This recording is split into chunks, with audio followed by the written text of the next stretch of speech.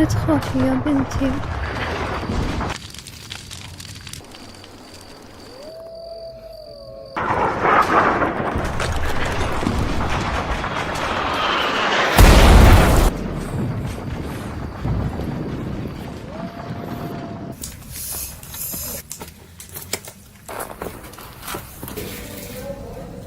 كيف حالك؟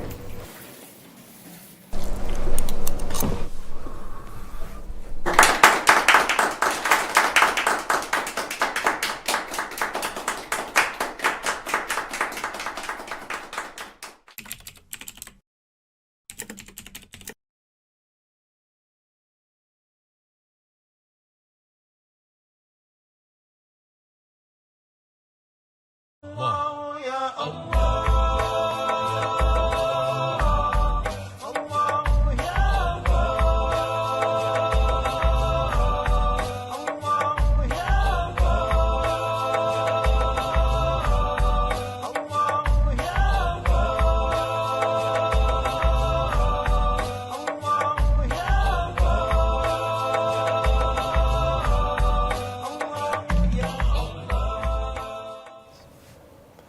Assalamu alaikum wa rahmatullahi wa barakatuh. Dear viewers of Imam Hussein TV3, welcome back to another episode of Ahkam SOS, the show where we discuss various Islamic topics, practices and principles, commemorations on the martyrdom of the Lady of Heaven, Sayyidat Nisa al-Alameen, Fatima al-Zahra alayha salam. My condolences to you all at home. I am your host for this evening, Sayyid Muthanna al-Musawi, and I am joined by our dear teacher, Sheikh Ali. Salaam alaikum, Sheikhna. Wa alaikum assalam wa rahmatullah wa azam Allah ajurakum. Wa ajurakum, Sheikhna, wa ajurakum. How are we doing, Sheikhna? Alhamdulillah, fine. Alhamdulillah, Sheikhna. Sheikhna, before we begin the episode, I'd like if you could please give us a couple of words on the martyrdom of the daughter of the Prophet sallallahu alaihi wa. There is no doubt that Fatima al-Zahra salamullah alayha, as stated by the Imam alayhi salam, that she is the hujjah and she is the proof over her sons. وَأُمُّنَا فَاطِمَةٌ حُجَّةُ اللَّهِ عَلَيْنَا, that our mother Fatima is a proof of Allah upon us. And this shows the high status of this great lady of light, that she is greater than her sons. Imagine A'immat Ahl al-Bayt alayhim salam, to begin from Imam Hussein alayhi salam, Imam Hussein, Imam al-Sadiq, al-Baqir, Imam Mahdi salamullah alayhi wa ajal al-Faraj al-Sharif, that she is greater and in terms of the status and the highness, that she is greater and she is the proof upon them. So she is the proof upon the A'imma alayhim salam. And as you know, the position of the Imamah is great. إِنِّي جَعَلِكَ لِلنَّاسِ إِمَامًا, that Ibrahim reached a position that he became Imam. And that's of course after the prophethood and being a messenger, because Imam is the greatest position. So Salamullah alayha, that she has just such a great, she had and she has and will remain till the day of judgment. But sadly those who oppressed her did not do justice against this great position of the daughters of Prophet sallallahu alaihi wasallam, and eventually deviated from the right path, and deviated billions of people as a result of taking the Khilafah from Rasulullah's vicegerent, Imam Ali alayhi salam. Thank you very much, Sheikhna. Thank you very much. Just a quick reminder to our dear viewers at home on how the show works. Of course, this is Ahkam SOS, the show where we discuss various Islamic topics, practices and principles. So if you have any gaps in your knowledge, anything you would like to learn more about, this is the place to do it, especially as we reflect on the martyrdom of Sayyidat Nisa al-Alameen, Fatima al-Zahra alayhi salam. Make sure to learn as much as you can from the teachings of the Ahl al-Bayt alayhim wassalam. So please do send in your questions. Number one, all you need to do is, send in your questions, then I will ask the Sheikh your questions and the Sheikh will answer your questions. And to do that first and most important step, all you need to do is either call in with the number shown below over here, 0203 515 0199, or with the WhatsApp number over here, 0741 509 2155, or scan the QR code for a quick go to our WhatsApp, or if you're watching on YouTube, you can send in your questions there. Without further ado, let us begin with the questions from WhatsApp. Why do Sayyids wear black turbans whereas non-Sayyids wear white turbans? أعوذ بالله السميع العليم من الشيطان الرجيم بسم الله الرحمن الرحيم الحمد لله رب العالمين وصلى الله على محمد وآله الطاهرين ولعنة الله على أعدائهم أجمعين. Of course, those who are Sayyids would wear black turban to differentiate themselves from the non-Sayyids, because anyone could today wear black turban and says, I'm a Sayyid. So to make sure that we have Sayyids with specific sign or alama, as they say, and that's to be wearing black turban. In contrary to the non-Sayyids who would wear, for example, white turban. Of course, this wasn't something norm in the times of Ahlul Bayt alayhim salam or the times of Rasulullah. They had different turbans, white, possibly green, black, even other colors, or even textures. But for us now, that we have to make sure that nobody would claim to be a Sayyid as a result. So to differentiate between the Sayyid and non-Sayyids. Yeah. Thank you very much, Sheikhna. And then from YouTube, so many children are cutting off ties with their parents. Is there a punishment mentioned for one who encourages, or is the reason the children cut off ties with their mother? There is a story of Imam Sadiq alayhi salam with two Shia individuals who were coming back from, I think, from Hajj. So they on their way to Medina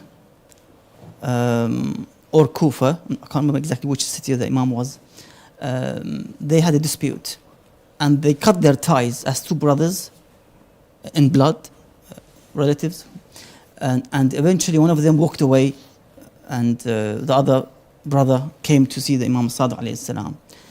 The Imam said to him, Allah Azza wa Jal cut the age of your brother because he cut the ties as a bond of kinship with you. So he would not live longer. So rather than living, let's say, 30 years, it became 3 years, for example. So the Imam gave him specific years of age. And he will die soon, for example. So, but you went on your way to visit your auntie. So Allah extended your age as a result of the kinship. So it plays a huge role in terms of the one who would cut the tie, which is forbidden. قطيعة الرحم, to cut the ties with the relatives is forbidden. But to connect and bond this kinship and relationship with the blood relatives is something very encouraged and mustahab to do so. So if you want a longer lifespan, age, yes, do your Salatul Rahim and gives you, inshallah, a longer life. Inshallah, inshallah. Thank you very much, Sheikhna. And then on to the next question from WhatsApp. I was looking to hold a sisters only book club and my ISOC manager would like me to start with Nahjul Balagha. She is very kind and helpful in this. Can it be used alongside others? Would this be beneficial to a group of all levels? I mean, we have some sisters, even in the channel, other platforms who would have give lectures and sermons and advices and admonishments. But of course, one should observe the full hijab, inshallah, chastity, purity in terms of the appearance when you come to the audience. That's important. Yeah, so make sure that you observe the boundaries of the halal and the haram when it comes to giving lectures and so forth. Of course. Yani if it's a sisters only book club, even better. Even better. Yeah. Yeah, understood. Thank you very much, Sheikhna. And then on to another question from WhatsApp. Assalamu alaikum, Sheikh and brother. Wa alaikum assalam. When we want to join the Jama'ah during Salah, until how many ruk'ahs can we join when we are late? You have, let's say, Salat al-Dhuhr and Asr. So it's a 4 rak'ah. So you can join, if you miss the first rak'ah, you can join the second rak'ah, third and fourth.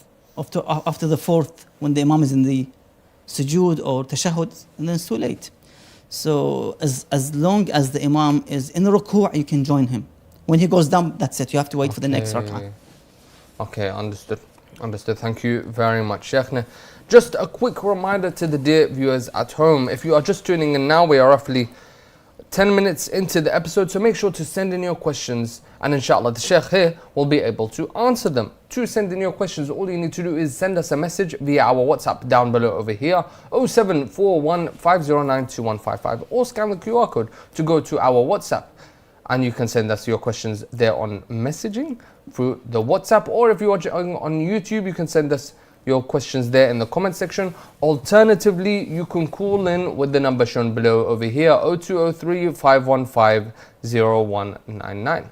Carrying on with the questions, Sheikhna from YouTube. Assalamu alaikum. My question is that since Muhsin is a boy's name, so how do we know that it's a boy or a girl if he was not born?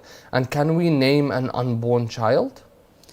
You see, narrations would mention the name of Muhsin, and even Ahlul Sunnah have this name, that it was a boy, and they just say that he passed away after he was born. So they wouldn't mention the attack and so forth. So Shia Sunni agree that there was a son of Fatima alayhi salam who was called Muhsin. Of course, Muhsin is one of Allah's names, Al-Muhsin. So some ulama would mention that it's not really Muhsin, it's Muhassin. Muhassin, okay. Or Muhassan. So they would mention that the harakat is an issue, so they would not say it's Muhsin, it's Muhassin or Muhassan. Understood. And then can we name an unborn child, Sheikhna? In terms of the naming, of course, this was given the name of Muhsin by Ahlul Bayt alayhi salam, so that there's no issue with it in terms of what they did with Muhsin alayhi salam. So the name was given, as I've said, Sunni Shia narrate that he was named Muhsin before his death. Salamullah alayhi.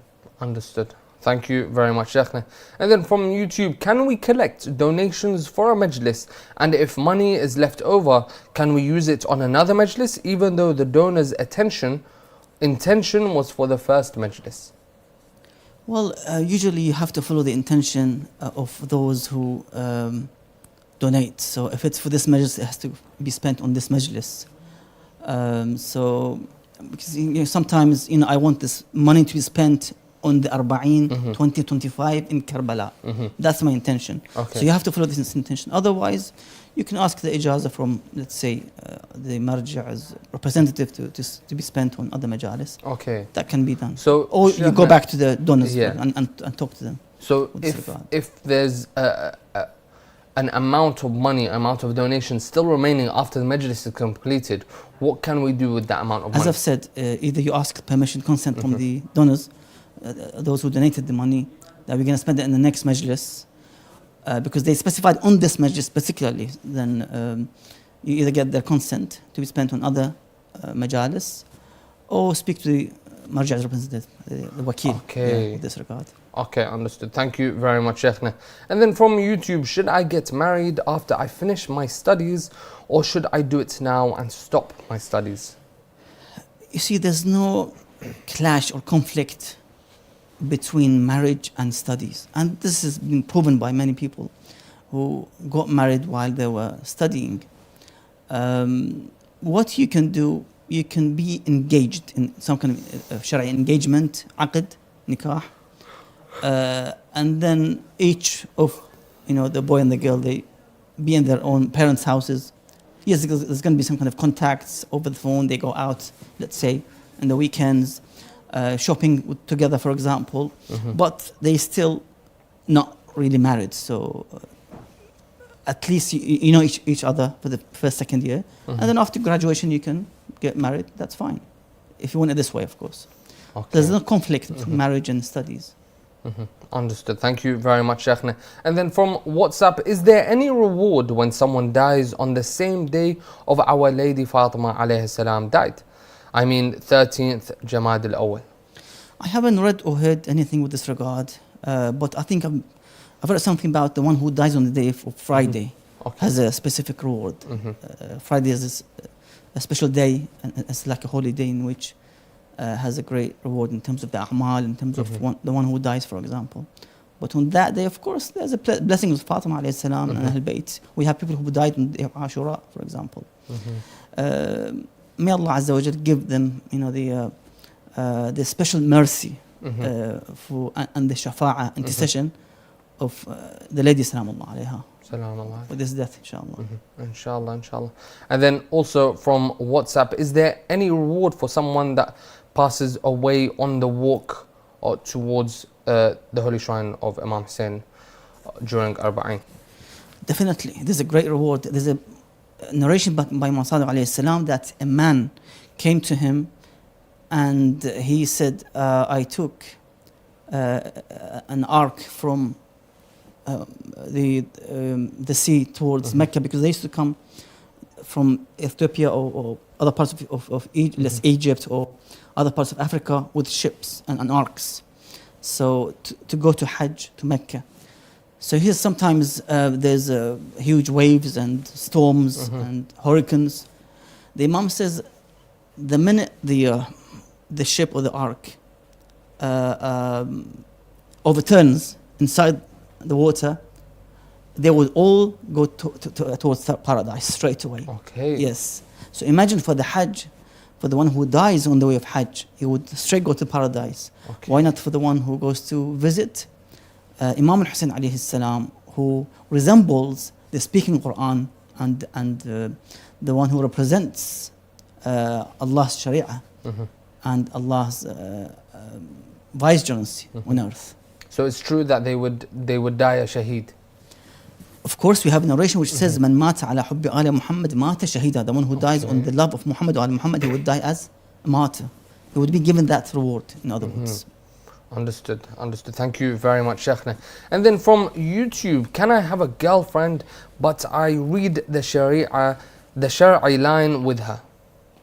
You see, it's very important when it comes to the relationships with the opposite gender that one should do it through Shari'i way.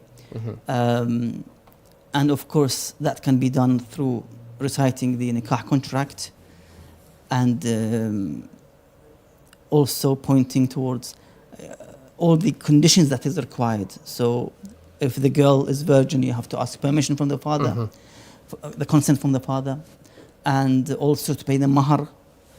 So you have to observe all the rulings with regards to this kind of contracts to make it eligible and valid nikah contract. Okay, understood. Thank you very much, Sheikhna. And then from YouTube, Sheikhna, I saw I am traveling to Karbala. Is that kind of a dreams, a sign that I will go to Karbala soon? Inshallah, yes, inshallah. So if you dream it, then... Yeah, sometimes we have, because the dream is divided into different meanings. One of them is good news, bashara in other words. It gives you glad tidings that something is coming for you. So inshallah could be a ziyarah, inshallah. Also, Sheikhna, how does one go about learning how to read dreams or to understand dreams? I think it's just a very special field with this regard. Some people have this knowledge, not everyone. Okay. So for them to be that in the position of interpreting dreams, you have to have specific knowledge. And there are people out there who know, mashallah, exactly the meanings of each dream, for example. What does it point to? Thank you very much, Sheikhna. And then from YouTube, if I make a will that after I die, don't bury me and leave me 3 days under the sun like the Imam alayhi salam, can that be done? What some would do, for example, they would write in their will that I want to be a night in the haram of Imam Hussein alayhi salam. So there are designated places in the haram, in the shrine, and the rooms around the courtyard where you can leave the janazah there for a day, or let's say for a night, the whole night, to get the blessings of the Imam alayhi salam. But I'm not sure if this is a valid act, because if you leave the body under the sun, then it's going to somehow the smell and that's the issue. So you can't really leave it. And the narrations would encourage for the deceased to be buried ASAP, as soon as they can, and not to leave the body outside the grave. It has to go straight inside the grave and to be buried rather than to leave it outside, because the soul wants to be to rest in peace, in other words. Of course. And don't leave it hanged in between the earth and the sky. So he needs to be in his resting place. So the encouragement is to go and bury them as soon as you can. Okay, understood. Understood. Thank you, Sheikhna. And then from WhatsApp, Salaam alaikum, Sheikh. Salam. And brother, wa alaikum salam. Inshallah, you are all well. I asked about the kinship. Qat' al-Rahim rulings I understood. However, is there a punishment or ruling mentioned for those who encourage children cutting their ties off with either of their parents? Yes, we have very severe narrations that the Qat' al-Rahim, the one who cuts the ties, kinship, especially with the parents and children. I think one of the narrations says that they won't smell the scent of paradise for 500 years, something like that. Aql walidain or Qat' al-Rahim. So you won't scent the paradise smell. Imagine how much severe it is. In other words, you're not part of the people of paradise. And that's really dangerous for a mu'min to be in this position on the Day of Judgment. That there's no way for you to go and get near towards paradise at all. You won't see it at all. So we have to be careful with this regard. It's a warning for the mu'mineen. Understood. Understood. Thank you very much, Sheikhna. Just a quick note to the dear viewers, we will now be going on a break. But just before that, I believe the Sheikh has something he would like to say to us. Over to you, Sheikhna. Sayyidah Fatima salamullah alayha, she left a great legacy and as an exemplar for every mu'min and mu'minah, and especially for the sisters and ladies, the believing women in Islam. Her famous statement about a man and a woman when it comes to interaction, that she said the best thing for a woman not to see a man and man not to see her. And لا ترى رجلا ولا رجل يراها.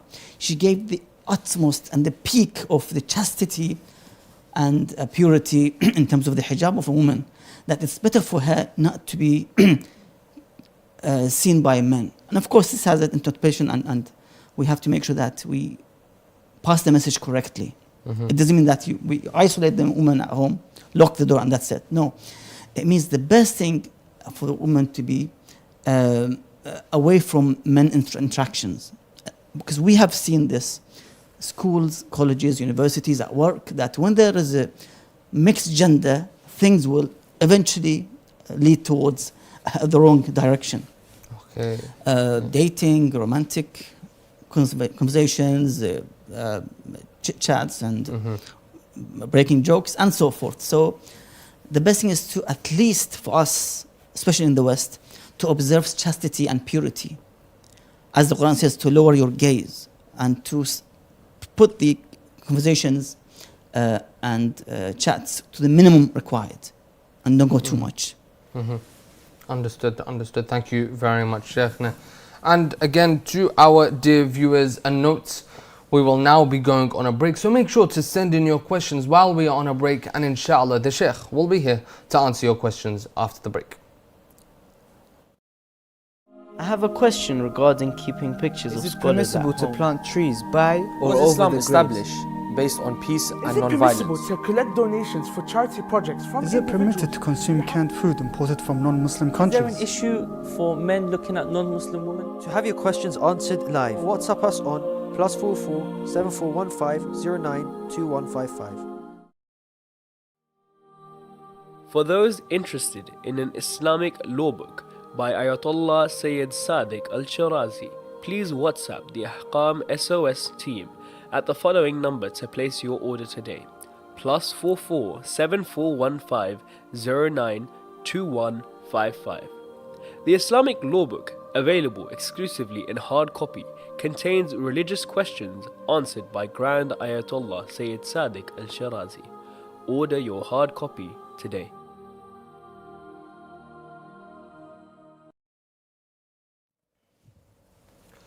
Welcome back after the break to Ahkam SOS, the show where we discuss various Islamic topics, practices and principles. I hope that during the break you managed to send in your questions. If you have not yet done so, please do so now. To send in your questions, either send it via the WhatsApp, which is with the number shown below over here, 0741 509 2155, or scan the QR code to take you to our WhatsApp, and then you can send us a message there. Or if you're watching on YouTube, you can send it in the comment section, and inshallah in both scenarios the Sheikh will be here to answer your questions. Alternatively, you can call in to skip the queue of questions in front of me and ask the Sheikh directly and get your answers there and then.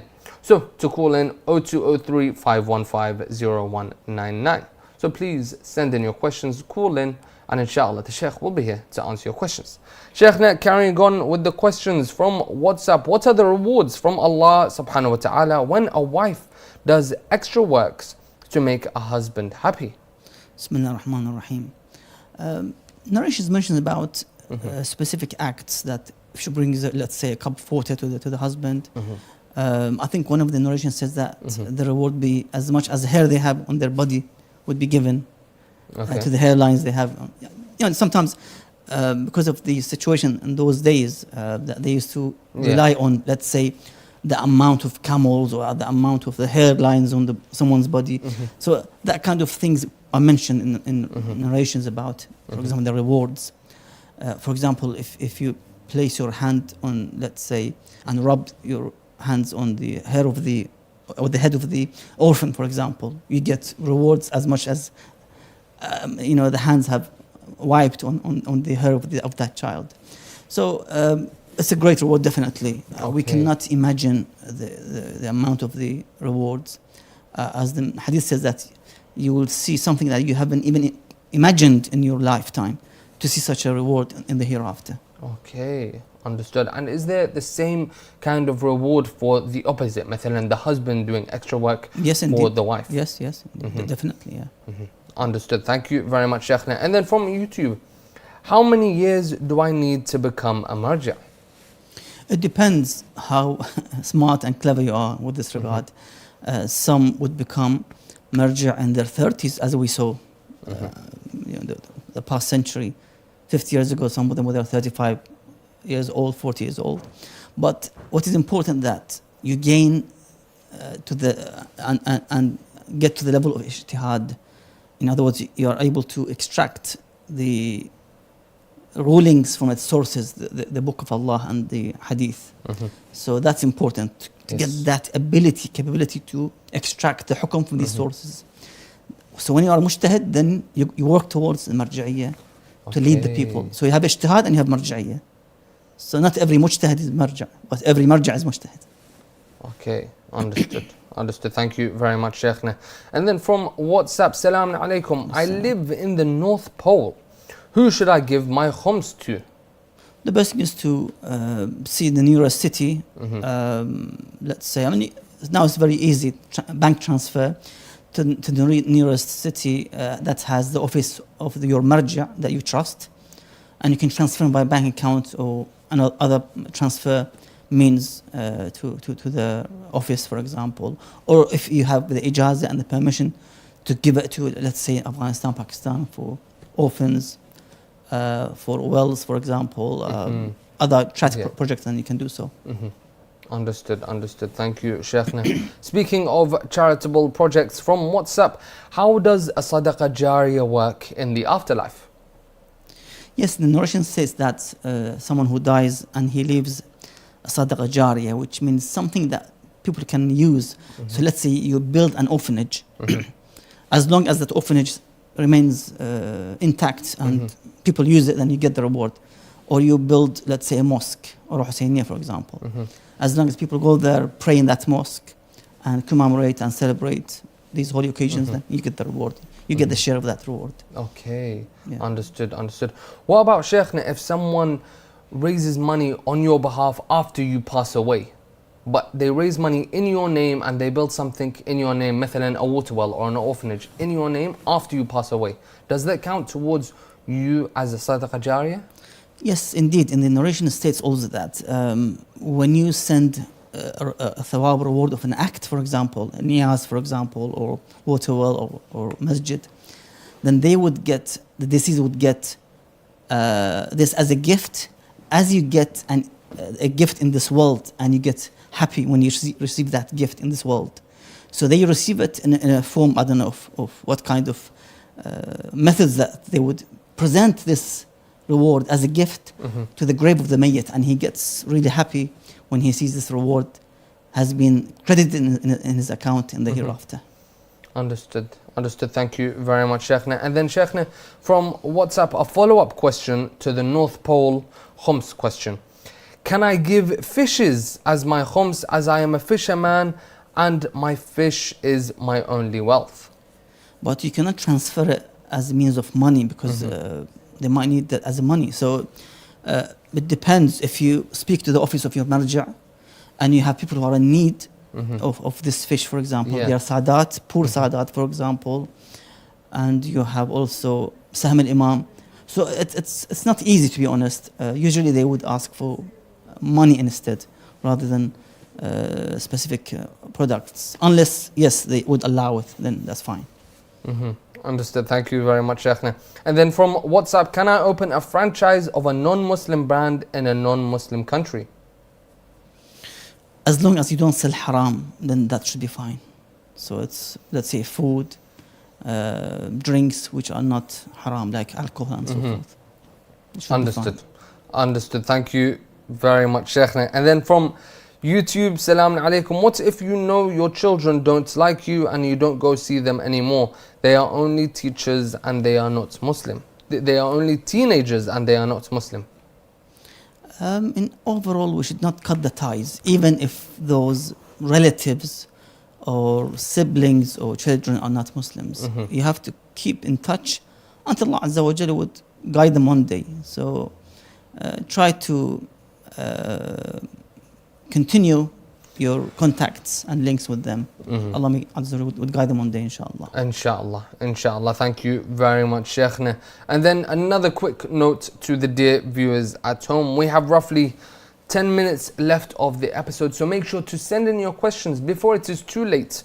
Otherwise, you'll have to wait till our next episode, which will be at next week on Monday at 7 p.m. So, of course, make sure to tune in for that episode live and send in your questions then. But more importantly, send in your questions now. Of course, the time that is best is now. So send in your questions now. And inshallah, the Sheikh here will be able to fill the gaps of knowledge that you may have, any uncertainty of knowledge that you may have, anything you would like to learn more about, the teachings of the Ahlul Bayt alayhim assalam, the ahkam, the hukum, everything. Here is the best place to do it. So please do send in your questions, and inshallah the Sheikh will be here to answer them. To send in your questions, either call in with the number shown below over here, 0203 515 0199, or send us a message through the WhatsApp over here, 0741 509 2155, or scan the QR code to go to our WhatsApp. Or if you're watching on YouTube, you can send us your questions there, and inshallah in all three scenarios the Sheikh will be here to answer your questions. Sheikhna, carrying on with the questions from WhatsApp, can I ride a horse in public as a woman? You see, a woman who wants to ride a bicycle or let's say a horse, it's going to be difficult for her to ride with a loose and wide garment like abaya and so forth. So if she wears something tight, then that's going to cause an issue with hijab. So unless she has her own farm and it's a closed area, nobody can see her, then that's of course a different story. Understood. Thank you very much, Sheikhna. And then from WhatsApp, Salaam Alaikum, Sheikhna. If I don't pay my student loan, is that going to be haram? You have to follow the rules of the student loan. You have to pay it back to the last penny that you've borrowed. Okay. If they ask for it, of course, you have to pay it back. So if they don't ask for it, we don't have to pay it back? Until you get, I think, the job, yeah? I think there's a threshold. Until you get a job above 27,000, yeah, something like that, yeah. Okay, understood. Thank you very much, Sheikhna. And then from WhatsApp, this isn't a question, but it's A thank you note from one of the viewers from WhatsApp. My son, who is 12 years old, he watches your episodes with me and always encourages me to ask questions. This makes me very happy. He loves your program a lot. So I'm really thankful to everyone who is doing this show, especially to the Sheikh and the brother. May Allah bless you with rewards, inshallah. Thank you very much for being a viewer, and thank you very much for being with us throughout the years and for learning as much as possible. Sheikh, any words you'd like to say? Jazakumullah khairah, thank you very much. This is my duty and my pleasure to be here to serve the community, to believe in men and women in Islam, and to be able to implement the teachings of the Imam alayhi salam when he said, I think Imam alayhi salam, he said to one of the followers of Ahlul Bayt that يَتَعَلَّمْ عُلُومُنَا يُعَلَّمُ النَّاسِ. The best thing is to learn our teachings and then teach it to others. So that's what we try to do, inshallah. And even the sister, as a mother, can also learn and teach her sons and daughters, inshallah. Inshallah, inshallah. Thank you very much, Sheikhna. And thank you very much, of course, to the viewer. Sheikhna, from WhatsApp, from YouTube, how to Qabul Islam, I'm Hindu. Basically, the Shahadatain. You know, you just recite the Shahadatain, and including the third Shahada of the Imam Ali alayhi salam's being the vicegerent of Rasulullah sallallahu alaihi wasallam, and that's it. You enter Islam with the intention that you want to become Muslim, and that's it. Straightforward, inshallah. Inshallah, inshallah. Thank you, Sheikhna. And then from WhatsApp, when is the appropriate time to take a khira? It's mentioned, I think, in some of the books of the khira or the Quran in the beginning. Some of the specific books for the khira, istikhara, that, for example, on Monday from sunset to, let's say, to midnight, for example, Tuesday, and so forth. Some, of course, would encourage some of the ulama that to take the khira between the dawn and the sunrise. Okay. So in the time of Salat al-Fajr, morning prayers, is the best time to take the khira, especially on the eve of Friday. So like Friday morning between the dawn and the sunrise. Understood. Thank you, Sheikhna. But I believe the question was more targeted as like on what occasions, when, yani, what is the right question, or on what occasions do you do a khira? I gave the times. Now I can say that when you reach the level of uncertainty and indecision, hesitation, then you take the khira. So it's 50-50, you're unsure, then you take the khira. Understood. Thank you, Sheikhna. And then a follow-up question from WhatsApp. Can I take a khira for everything? No, not everything. I know someone who used to take lots of khira even for buying ice cream. So don't go to that extent, extreme. So be, apply common sense with this regard. Okay, understood, Sheikhna. Thank you very much. And then from WhatsApp, if I found out that I performed my wudu or ghusls wrong, do I have to repeat my prayers qada? If the wudu is batil and invalid, then the salah is invalid and batil. That's a big problem. Yes, you have to repeat. That's the problem, yeah, indeed. Okay, understood. Thank you, Sheikhna. And then also from WhatsApp, can I curse the enemies of the Ahlul Bayt by name, and can it be in front of Sunnis or in private only? Some ulama mentioned that in terms of the tabarra, it has rulings. So it could be haram, it could be wajib, it could be mustahab, mubah, and also permissible and mustahab.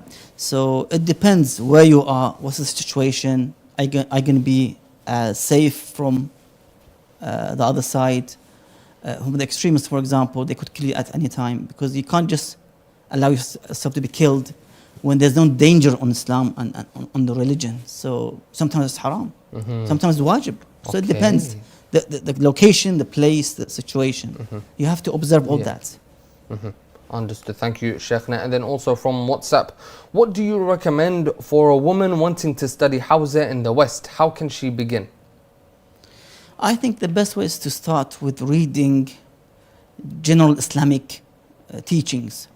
So try to get the books written by some ulama, for example, about, let's say, you can start with the reading, for example, the book of your marājiʿ, Islamic ruling practices, which says, for example, begins from tahara all the way to the ahkam of the, let's say, inheritance and so forth. So begin with this, complete this book, try to memorize these ahkam, for example, and then go back to other syllabus, let's say, Islamic beliefs, aqā'id al-imamiyya, for example. Study this, read this, and then move towards reading. If you have now more knowledge with this regard, start to read the books of, for example, Muntaha al-Amal by Sheikh Abbas Qummi, the history of Ahlul Bayt, from the Holy Prophet till Imam Mahdi salamullah alayhi. So that's history. And then you have, for example, books of ahadith about different types of ahadith, Kitab al-Kafi, Bihar, and other books. Understood, Shaykhna. Thank you very much. And then from WhatsApp, I was in an aeroplane and I needed to pray, but it was hard to go to the toilet and I done tayammum. Is that okay? If you have access to the water and somehow, even if you have a bottle of water, even a cup of water would be enough. So if you ask them, I need a cup of water, for example, and they give you a cup of water, you can still do wudu with that cup of water. You don't need to go to the bathroom and rinse lots of water. Even half cup of water would be enough for wudu. But Shaykhna, if I didn't have water next to me and I was sitting in the aisle closest to the window and there were two people sitting next to me and they were both sleeping, I can't wake them up and then go... No, ask the crew. They will bring you water, definitely. Okay. That's part of your right. Understood, Shaykhna. And then from WhatsApp, I have a Sunni friend. How can I make him become Shia? وَجَادِلْهُمْ بِالَّتِي هِيَ أَحْسَنُ, the Quran states. And debate with them in the best form and means. بِالْحِكْمَةِ وَالْمَوْعِظَةِ الْحَسَنَةِ, with wisdom and موعظة الحسنة, with admonishments, good advice, and so forth. Thank you very much, Shaykhna. And then for the final question of the episode, should couples getting to know each other take a khira? And how necessary is this in getting married? If you see you're again uncertainty, unsure, indecision, then of course you take khira just to make sure that you got the right match. So yes, many people would take the khira. And should that be in the beginning before you meet the person, or middle, or at the end? Before everything, yeah. Okay. Before everything. Before everything. Yeah. Understood. Thank you very much, Shaykhna. And thank you very much, Shaykhna, for being with us today and answering all the questions. Jazakumullah khair. Thank you very much to our dear viewers at home for tuning in with us live and for sending in your questions. Inshallah, you learnt, I'm sure you all have. Alhamdulillah, I managed to learn plenty, and I'm sure you all at home learnt plenty as well. Just a couple of notes before we do round off the episode. Of course, tune in for our next episode on Monday at 7 p.m. live, and inshallah, send us your questions there. If we did not manage to answer your questions now, we do apologize. Send us your questions in the next episode. Also, before we round off the episode, just down below, first, www. I'm not sure which one of the donations links will be shown below. Please do register over there. Do not register, but donate towards those links. It would either be towards the building or towards donating towards the programs, and inshallah we can provide you all with better programs, more knowledgeable programs, and inshallah more programs in the years to come to teach the future generations the teachings of the Ahlul Bayt alayhum as-salam. Also, please subscribe to our YouTube channel at Imam Hussein TV, and inshallah we see you in the coming episodes. Fi amanillah.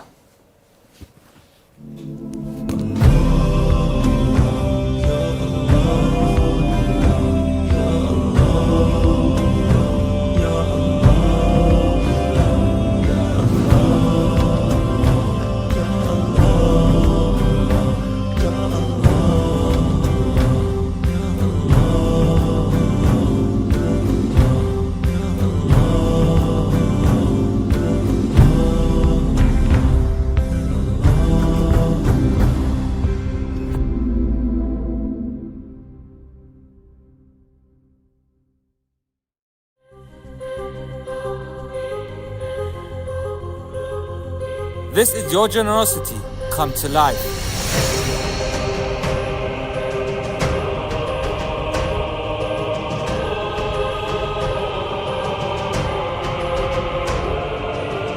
Our team in Karbala are busy assembling and delivering iftar packs with your donations. Witness the impact of your support as we reach out to feed the orphans, the vulnerable and the needy with 100,000 meals this Ramadan.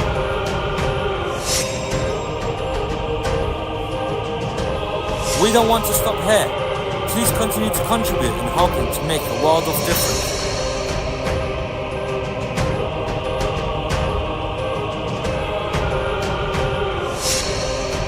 Support Imam Hussein charity today in Africa, Iraq and Afghanistan.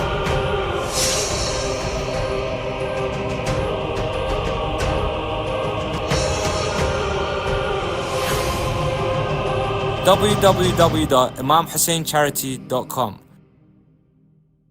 كنت أقول الحمد لله والشكر إذا كان موجود. إذا كان موجود أبونا الحمد لله والشكر، لأن هو يقوم بواجبنا، هو يتحمل مسؤوليتنا، هو يتكفل عيشتنا. بس هسه الناس الخيرة وأنتم إن شاء الله الله ما يقطع. أنا اسمي حمود، أبويا ميت بشر وأنا أريد فلوس ومعاي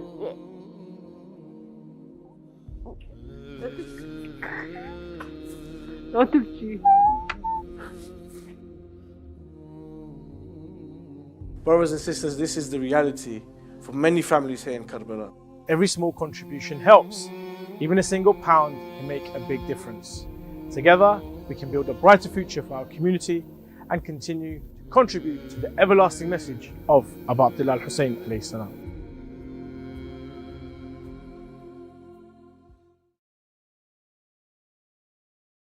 ينعاد عليكي ينعاد عليكي